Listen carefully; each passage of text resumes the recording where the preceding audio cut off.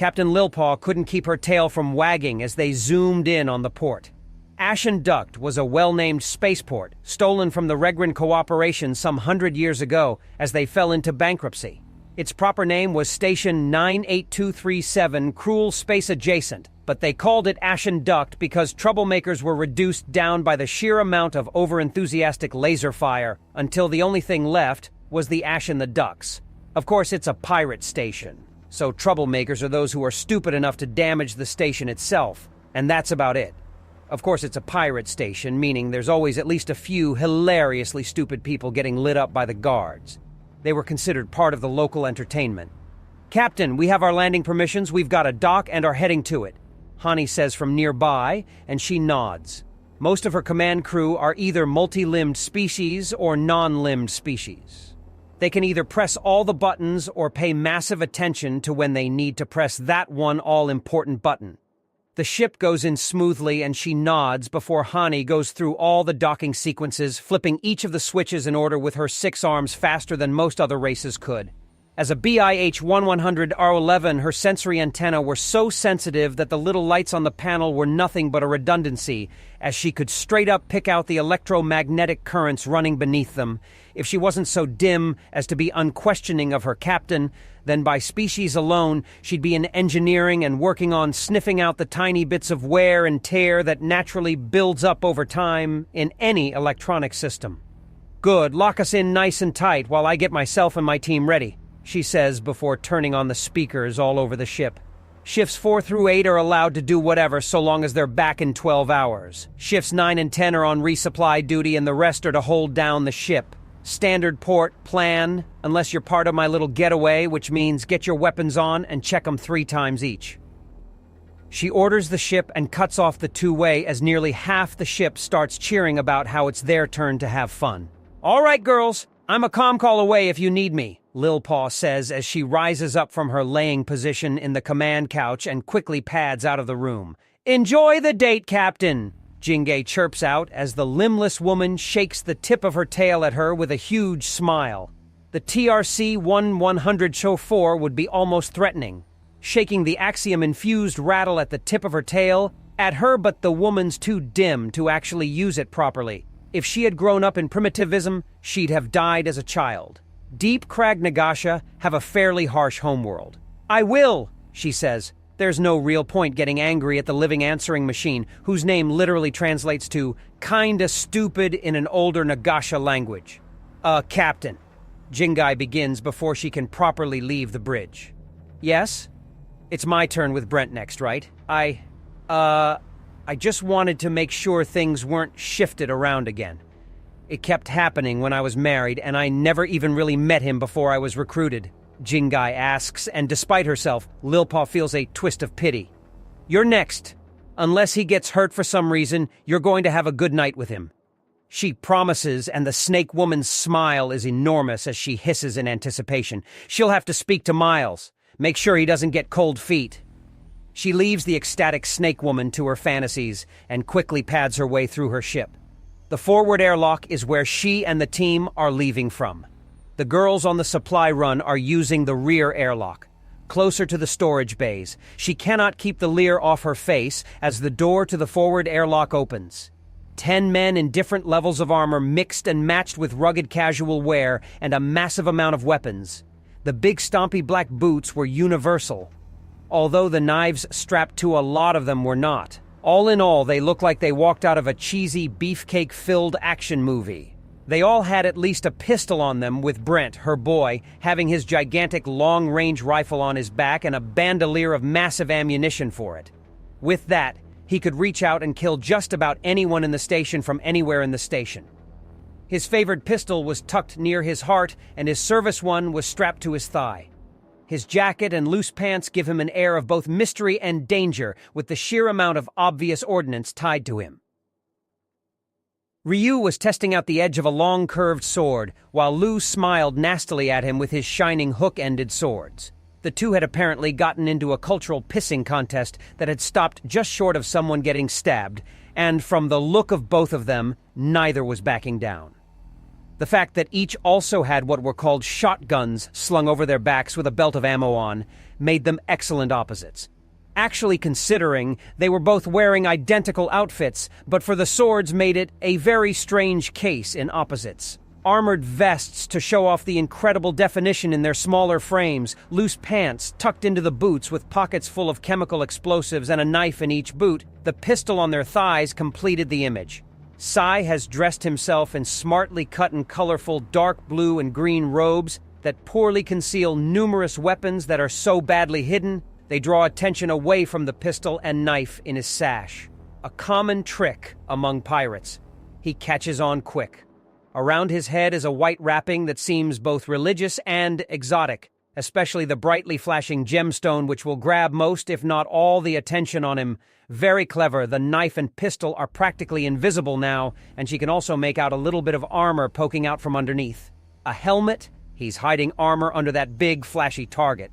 Brilliant. Marcus is the most obviously armored with a full set of bronzed ablative plating minus a helmet, and has both a primitive shield of enormous size and with a large V on it and a spear in addition to his pistol and knives, and seeing her gaze, he turns the shield around to reveal the disassembled rifle on the other side. Smart. Jean-Luc is in casual wear compared to everyone else with his bulky jacket. Then he opens it to reveal both armor and enough explosives that he's guaranteed to be stopped by station security. The massive grin on his face almost has her roll her eyes. Yep, he's the stupid one this trip. Jake is shirtless and standing like a titan over the rest to reveal his chiseled physique. He's one of the only ones with a standard weapon in the form of a plasma cannon that he's lifting as if in the middle of an exercise routine. An anti-vehicle grade plasma cannon. The pistols strapped to each thigh and massive knives in his boots are just part of the scenery when someone's carrying that much weapon, let alone the fact that the man is just that much man. Victor is his fierce competition with a massive cruise-scale laser repeater. An area denial weapon for when you need a bunker secure. The man's black shirt is so tight it's effectively painted on and only seams on to support his bandolier of throwing knives and extra ammo for the pistol strapped to his left thigh. Beck has seemingly airbrushed himself to look like a jackass with his flowing jacket and decorative armor plating. He looks like an oversized child playing space pirate. Looks like he's playing pirate, but the eye patch is clearly a material that he can see through. The wig sewn into his tricorn hat is hiding the chin strap of his helmet, and there are little pinches in his clothing to show that he's probably the most well-armored of the bunch, just with a cheap costume over it. His weapons have been painted to look like oversized toys, but are clearly too hefty to be anything but lethal. Clever, if annoying. At first, Franklin can't be seen. Then he steps to the side to reveal the strange glowing gauntlets with a half-massive ring sticking out the side of each one. She can physically see the axiom energy stored in the things, and they're growing brighter by the moment as he adjusts and tampers with them. He's dressed almost formally, looking more like he's ready for a night on the town, and his weapons can't even be seen at first. Concealed shoulder holster and his pants have a slight bulge where they hang over his boots to show a knife tucked away. The gauntlets with the axiom pouring off them are really concerning. All right, just what's the plan you idiots are following? She asks after her scan of the men. Some of you are dressed as kidnap bait, others look like they want to wage straight-up war with the station, and the rest have stepped out of an early act in a porno with too much plot and not enough cock. Most of you are some combination of the three. Then the illusion is working, Sai announces with a theatrical clap of his hands, and Beck breaks out into laughter, followed by the rest after a few moments of strained looks. She glares at them in response. Captain, we're all ready for a war, yet we're also ready to put on a show as needed. So we need to look good, he says, and both Victor and Jake flex harder, causing their arms to bulge outwards in a tantalizing display of power. We need to be able to defend ourselves if things go wrong, so we need to be dangerous. He continues, and Jean-Luc pulls out a launcher for his explosive ordnance. Where and how he had been hiding that is going to be bothering her for a long time. Finally, we need to get it all past security, so it needs to be dismissed as a show. Yerrr! Beck shouts in glee, and everyone around him rolls their eyes with a fond smile. So yeah, we look like kidnap bait straight out of a combination action movie and porno. That's deliberate. We fully expect to shoot and even kill more than a few when we're out tonight, because we need to make a damn statement. We may be men in a woman's galaxy, but we are not to be underestimated no matter what we look like. Brent explains, and Lilpaw runs it through her head a few times before shrugging. Fine. But there's going to be a penalty if any of you need rescue due to stupid. Such as? Beck asks, and she gives him a stern look. If even one of you falls to stupid, then I'm moving the stills and locking the door. None of you will even taste what comes out of them for a week. She threatens and cannot help but smile as the look of horror crosses all of their faces. No doubt the ones that don't drink are dreading how angry the others would be. Good. Now it's going to be you boys and about a quarter of our combat girls. Mech suits get you shot by security, so they'll be packing lasers and some of the plasma we grabbed out of our raid. In close quarters, armor's only good for deflecting glancing blows from plasma and becomes a branding iron after only a few shots from the lasers. There's an unspoken law in pirate stations that those who wear energy shields get stabbed, so rely on not being hit more than resisting a hit. Understand? She asks, and they nod. Good. Also, if I or any of my girls tell you to do something, then it happens, understand? Another nod from them. Good. One last thing. The new recruits are with us. This is their test of blades, she says, and notices the confusion. They're Nagasha. There's a lot of different types all over the galaxy, and the test of blades is a way they say to go through a great trial to find worth. I don't damn know. It's part of a bunch of stupid old stories that a quarter of the slithery witches are named after. She explains, thinking to Jingai, whose own name is part of the stories. The silly girl had tried to explain it a few, but it was just a long tale of some poor, dim girl being taken advantage of over and over again. It went on so long that she couldn't even pay attention to it. It was just flat-out depressing, and there were apparently 102 such stories. Woohoo! We're shipping out with the hunks! One of the new girls exclaims in joy. She and her opposite are Greater Plains Nagasha each. They're both massive tryhards, their tails covered with tattoos and their hair dyed with massive piercings and chains running all over the reptilian half of their bodies. Bits of pointless scrap armor adorn their shoulders and shirts, torn to the point that they barely covered the girls' nipples. Will you two idiots at least try not to get shot? This is a pirate station full of wound-up tense slags that will be drooling over our boys. The only reason we're trusting you fools to go out with them is that they're some of the toughest fighters on the ship. Don't think this is a game. This isn't going to be fun. You girls are slithering over a field of blades now. If you want to keep your scales, you'll pay some damn attention. Jin, the second in assault on the ship, hisses at them.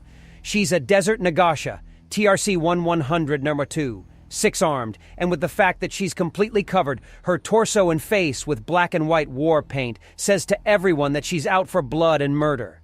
That she's got a pair of plasma swords, a laser cannon, and 2 plasma pistols holstered around her waist says that she's clearly ready to fight and kill the entire station on her own. Generally, a Desert Nagasha's mood can be judged by their paint. The more of it there is, the less room they have for jokes and messing about.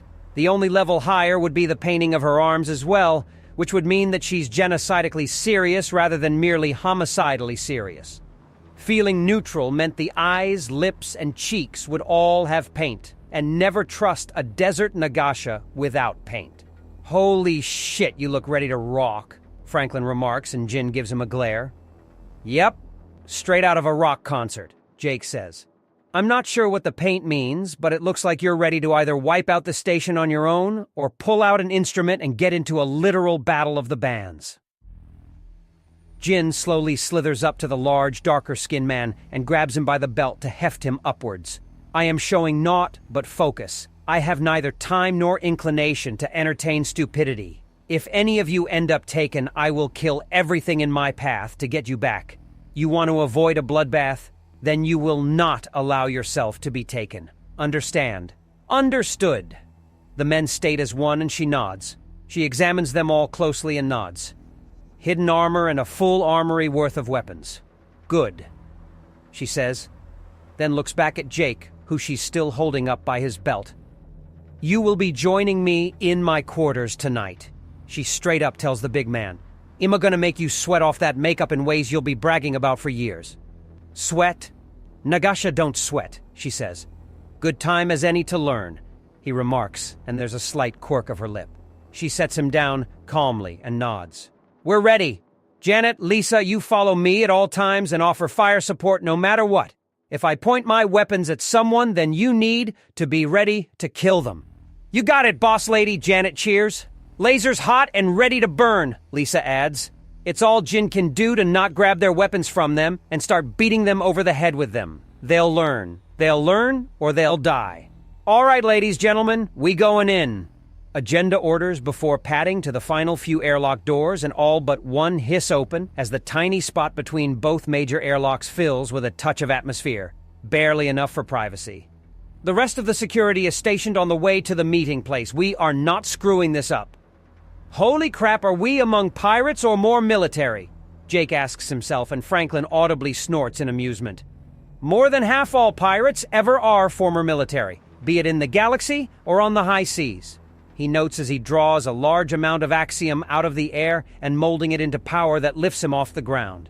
Hey, finally got it, he exclaims happily as he pulls out a pen and notepad and quickly starts writing down the details of whatever the hell he had just done. Oh God, he can fly now. Nowhere is safe. Victor notes, and Franklin lets out a bark of laughter. Keep low. Flying when every girl's got an itchy trigger finger makes you nothing more than a target. Jin remarks with a glare at him. Yes, it is intriguing. Yes, the possibilities are immense, and flight is considered a very difficult thing to do outside of very specific axiom disciplines, but that's for later. Now is time for wariness and battle. Just a quick reminder, we've got half our security at intervals between here and Jen's Bar and Bargain, our meeting place with the other captains. The other half is already there. They're part of the crowd until we need help. Then there are backup shooting the enemy in the back. Understand? Ma'am? Yes, ma'am. The men say as one, and Jin nods as Agenda groans in frustration. Good.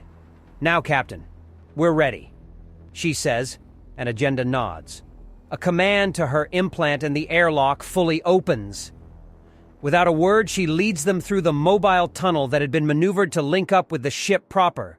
Short of a fancy docking platform with atmospheric shields, these umbilical airlocks were the best bet. Certainly easier than trying to get every whack-job inventor in the galaxy to try and stick to standard models for airlocks or somehow keep a station's power running below standard scanning frequencies with dozens of docking platforms. Legit places could ramp the power up. Ashen Duct had to at least pretend to be hiding. So wait, come to mama! A random pirate yells the moment she and her group slip into the station proper. Pay up, one of the men says, and she glances back in time to see Beck pass Marcus a credit disc. Allah be blessed, not even 5 seconds. Beck mutters before patting his outfit down to check his obviously hidden weapons. Kenneth, we're moving, gents. Brent orders as he takes the lead with a thumb tucked into his belt and a clear swagger in his step. Are those men? Hey, girls, there's an entire troop of guys. Holy crap, where did they come from? The questions and questing of the station start out fast and like a wave crash through the station, and soon there's a thick crowd. The aim assist of Jin's weapons cause them to part and let her walk with her men who are glancing around and checking to see if anyone's brave enough to rush them. She leads them through the station with the absurdly pissed-off-looking Jin scaring away most of the crowd with the men conversing in what sounds like 3 different languages from their homeworld. Either that, or they had a widely used language that didn't so much adapt to other foreign languages as outright mug them for spare expressions. There's a shout behind her, and she turns to see Franklin seem to mime out fighting something, before the axiom around him crackles and runs down both him and a figure that he's pushing back. It takes a moment for it to connect exactly what's going on before a stronger burst of energy. From Franklin knocks out the figure, and he lets her drop. The moment she's out of contact with him, she's completely invisible again. BRC 1100 forfeit 2, Jin notes calmly as she has her Heavy plasma pointed right where she dropped. Since when the hell do the races have decimal points? Franklin demands. When there's a stable subspecies. The 4.1s can use the axiom in their skin to look like anyone else. The 4.2s are invisible by default and require concentration to turn visible. They're called cloakin. Shapeshifters and spies, got it. How'd you know, Frank? Miles demands Franklin, who grins. I'm pretty sure I rate adept at this point. She stood out like a flare, he says before holding out his hand palm towards the downed cloakin. Lightning pours from it to wrap around the invisible form, both bringing it to visibility and raising it in the air. I take it invisible clothing isn't widely produced, he says, bushing a few outlined feathers to the side in curiosity as he examines the form. It's expensive, Agenda says as Franklin levitates the naked form, writhed in lightning upwards. She's not twitching, and there's no smoke. So, it's probably just a light show he's using to scare of further attempts. Either that, or he's discovering new fetishes. Not her business. That nerd is not her man, and she does not care who he sticks it in so long as the crew doesn't break out into violence about it. If the entertainment is finished, Jin asks, in a tone cold enough that if she had any training as an adept, she'd have frosted the deck plating beneath them. Yay, just need to take some notes, Franklin mutters as he puts his pad in the hand holding up the cloakin and starts scribbling into it. Take her with you and do it at the bar, Brent orders, and Franklin tucks the pen behind his ear and slips the notepad away before nodding. If you boys are done, Agenda asks and nearly scowls at the salute thrown at her. We're moving. She orders and begins moving again, the aim assist of Jin's weapons causing the ever-growing crowd to part until a heavily armed and armored security officer stomps up to them in a full-on dark gray power suit. The words Ashen Duct in white, under a black marking of a tiny doodle of the station, are emblazoned on her shoulder pads. This station isn't a flesh market, not for men. We don't need that kind of heat, Lilpaw. They're under orders to straight up kill anyone that tries to take them. They're part of my crew, and part of a deal I'm about to make. This isn't... It's not a flesh trade. I've found the deal of a lifetime, and it's one you can only take once, but others can get it too. I intend to milk some favors out of other captains. I'm meeting in Jen's bar and bargain. The fuck is it called that for anyways? One of the men, Lou, she guesses, asks just loud enough to be heard. It's a bar where every booth has privacy screens, meaning it's perfect for making deals. The security guard replies, clearly trying to look good for the men that can't even see her through the suite of power armor. We're moving again. Enough distractions. The fuck are you bringing her for? Jakey asks Franklin even as they start moving. Fucking invisibility, dude, he says before grinning, and we'll have stealth on a level that the Predator will shit his pants. He continues in a human language that is only understood by the men around him who cackle and grin at the suggestion. The brassy bong of a head running straight into Marcus's large domed shield causes everyone to turn and see a tiny woman with bright green skin and long black hair lying down dazed on the floor. What just happened? Agenda demands even as Jin groans into 3 of her hands. The retarded BMO 1100 number 7 made a dash for the men and collided with Marcus's shield.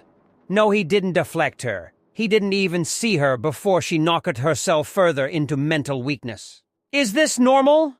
What the hell? Marcus demands as Brent grabs the tiny green-skinned woman by the belt of her pants and tosses her to one of the watching crowd. He then tosses over a credit disc to the woman who caught her.